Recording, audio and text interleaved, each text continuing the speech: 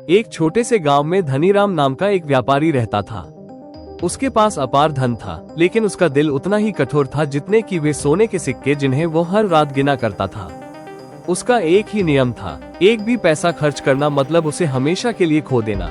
धनीराम के दो बेटे थे, आकाश और सागर। उनके पड़ोस में एक वृद्ध पंडित जी रहते थे, जो अक्सर धनीराम को धन की 3 गतियों के बारे में समझाते थे।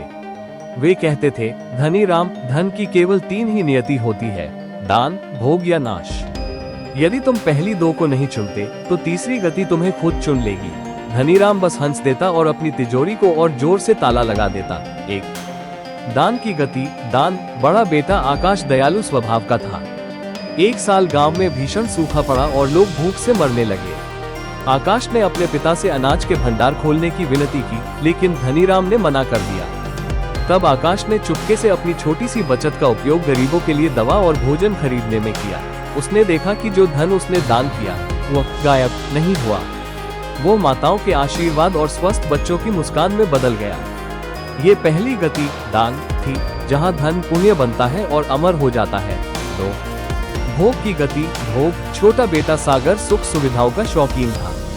वो अपने पैसों से अच्छे कपड़े खरीदता, घर की मरम्मत करवाता और यह सुनिश्चित करता कि परिवार पौष्टिक और स्वादिष्ट भोजन करे।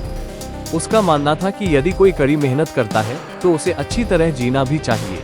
धनीराम उसे एक आरामदायक बिस्तर या अच्छे जूतों पर पैसे बर्बाद करने के लिए डांटता था। लेकिन सागर कहता, पिताजी, पैसा सिर्फ कागज है अगर यह अपनों को सुख न दे सके। ये दूसरी गति भोग थी, जहां धन जीवन को सुखी बनाने के उद्देश्य को पूरा करता है। 3 नाश की गति। नाश। धनीराम ने इन दोनों में से कोई भी रास्ता नहीं चुना। न तो उसने गरीबों की मदद की और न ही खुद पर कुछ खर्च किया।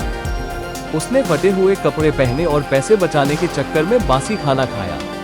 उसने सोने के सिक्कों से भरा एक बड़ा घड़ा अपने घर के फर्श के नीचे गाड़ दिया और किसी को नहीं बताया। बरसों बीत गए। एक रात गांव में भीषण बाढ़ आई। धनीराम का घर, जिसकी उसने कभी मरम्मत नहीं करवाई थी, ढह गया।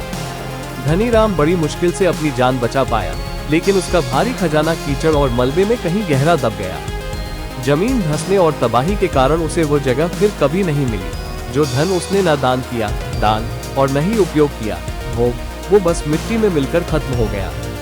ये तीसरी गति नाश की।